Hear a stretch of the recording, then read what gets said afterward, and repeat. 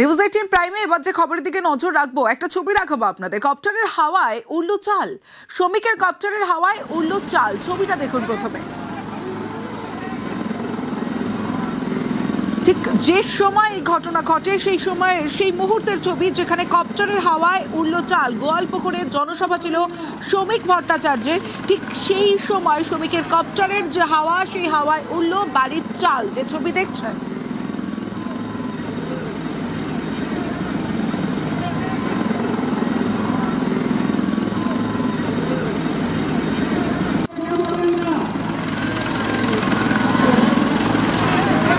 কপ্টারের হাওয়ায় উড়লো চাল, শ্রমিকের কপ্টারের হাওয়ায় উড়লো চাল। এবং সেই মুহূর্তের ছবি আপনাদের দেখাচ্ছি। আমার সঙ্গে চঞ্চল মোদক রয়েছে। চঞ্চল, একটি বাড়ি ক্ষতিগ্রস্ত নাকি একাধিক বাড়ি ক্ষতিগ্রস্ত? ক্ষতিগ্রস্ত যারা, তারা কি বলছেন?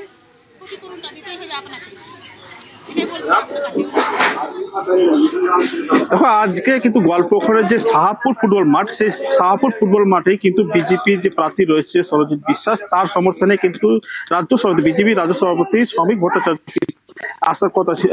এবং সেই হেলিকপ্টারে কিন্তু এই মাঠের পাশে কিন্তু হেলিপ্যাড বানানো ছিল, এবং সেখানে কিন্তু নামে অবতরণ করার সময় যে হেলিকপ্টারের যে হাওয়া ছিল, সেই হাওয়ায় কিন্তু একবারে বেশ কয়েকটি বাড়ি, প্রায় 3 থেকে 4খানা বাড়ির কিন্তু যে টিনের চাল উড়ে গেছে এবং ক্ষতিগ্রস্ত, মানে ব্যাপক ক্ষতিগ্রস্ত হয়েছে। এবং তারা বলছে যে তারা এখন থাকবে কোথায়, সেই কথা কিন্তু এখন চিন্তা ভাবনা করছে।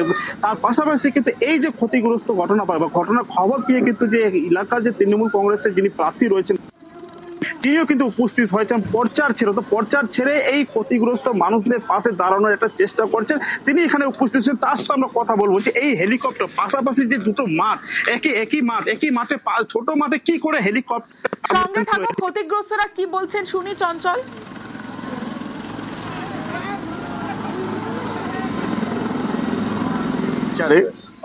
আমার আজকে প্রচার ছিল গোয়াঘাট 2-তে। আমরা র্যালি করেছিলাম, বাড়ি বাড়ি টোলা গ্রাম ঘুরি। হঠাৎ আমি শুনলাম, যাওয়ার সময় আমি দেখলাম এই মাঠটাতে কোনো জনসভা হবে বোধহয়।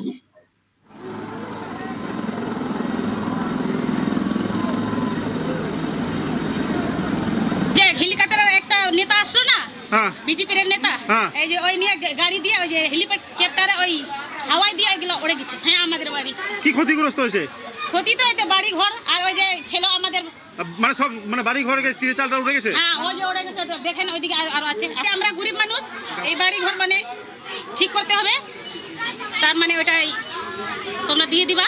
হেলিকপ্টার দিয়ে ভাঙছে, বিজেপি নেতা আসছে কি আসছে, হেলিকপ্টারটা এক পাক ঘোরালো, তিন সবগুলো কিনে গেল। মাটি যা ছিল সবগুলো ভেঙে দিয়েছে। সব ভেঙে গেছে? সব ভেঙে গেছে। ঘরে ছিল, আচ্ছা, জল বলতে গেছিলাম। কি চাইছেন এখন? এখন ঠিক করবে, কোথায় থাকবে।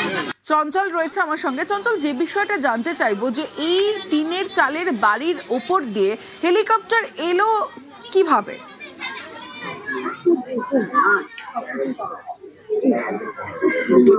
দেখো, এই যে মাঠখানা যে রয়েছে, এটা শাহপুর যে ফুটবল মাঠ, এই ফুটবল মাঠের পাশে কিন্তু এসটি গ্রাম রয়েছে। আমি একটু এই চিত্রটা দেখাতে পারবো যে একবারে আদিবাসী যে বসবাস রয়েছে, এই আদিবাসী বসবাস রয়েছে। দেখতে পাচ্ছ তুমি যে এই আদিবাসী বাড়ি ঘর এবং কাঁচা রয়েছে, এবং এই যে টিনের চাল, এই দেখছো পাচ্ছ যে এটাও কিন্তু উড়ে গেছে। আবার এই যে হেলিকপ্টার কিন্তু এই দিক থেকে, অর্থাৎ পূর্ব দিক থেকে আসে, এবং পাশে কিন্তু যে মাঠ রয়েছে, আমি তোমাকে দেখানোর চেষ্টা করবো। এখান থেকে কিন্তু বেশি দূর না, এই 10 মিটারে কিন্তু এই যে মাঠ, এই 10 মিটার গেলে এখানে এই যে মাঠটা দেখতে পারবো। তুমি দেখতে পাচ্ছ যে এইখানে কিন্তু এখানে হয়েছিল এই বিজেপির যে সভা, এবং সেই সভা কিন্তু এই হেলিকপ্টার এই উপর দিয়ে যায়। এই উপর দিয়ে যাওয়ার পরে কিন্তু এখানে একবারে যে হেলিকপ্টারের যে হাওয়া, সেই হাওয়া একবারে লন্ডভন্ড হয়ে যে একটি বাড়ির যে টিনের চাল। জানতে চাইবো, ক্ষতিগ্রস্ত যারা রয়েছেন তারা ক্ষতিপূরণের দাবি করছেন। বিজেপির তরফ থেকে, নেতৃত্বের তরফ থেকে কোনো কিছু বলা হয়েছে এখনো পর্যন্ত?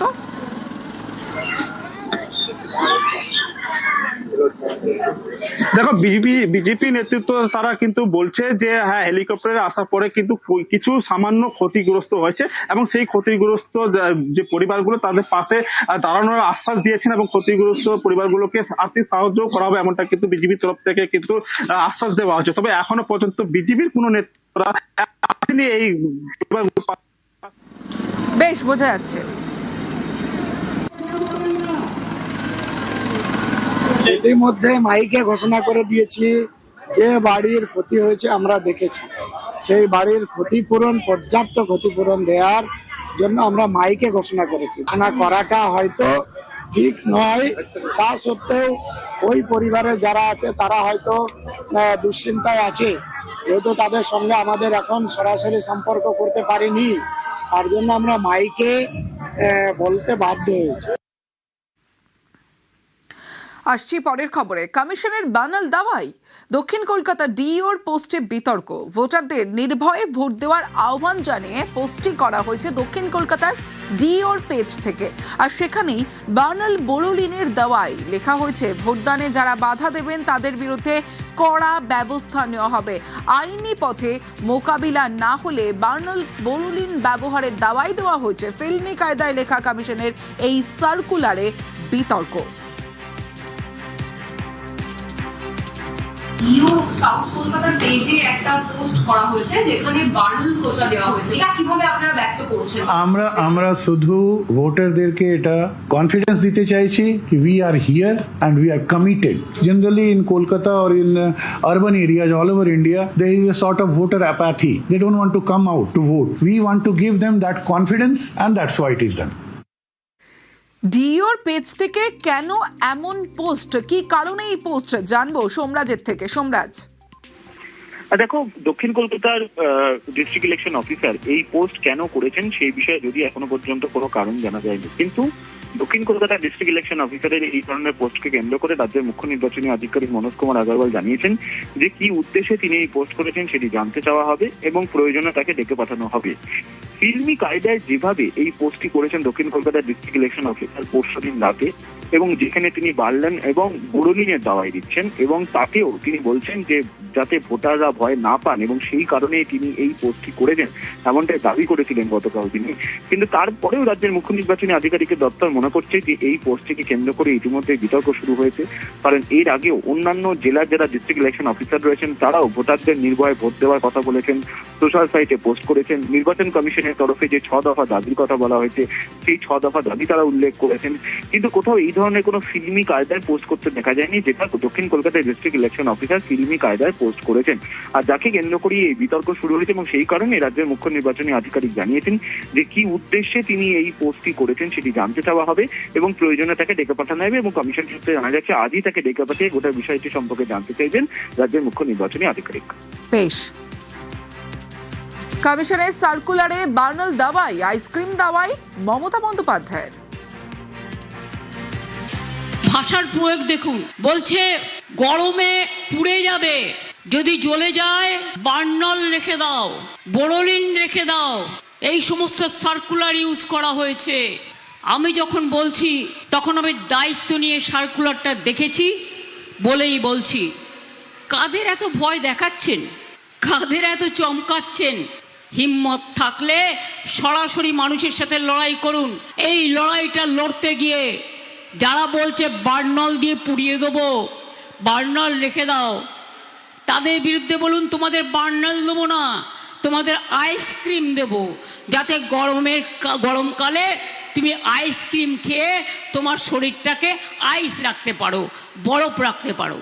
তোমাদের সাথে আমাদের এইটুকুই তফাৎ। কেন এমন পোস্ট ডিওর থেকে জানতে চাওয়া হবে, জানিয়েছেন সিইও। তিনি জানিয়েছেন কেন এমন পোস্ট ডিওর থেকে জানতে চাওয়া হবে, অবশ্যই তাকে ডাকা হবে। মনোজ আগরওয়াল মুখ্য নির্বাচনী আধিকারিক, তিনি জানিয়েছেন যে কেন এমন পোস্ট তা জানতে চাওয়া হবে।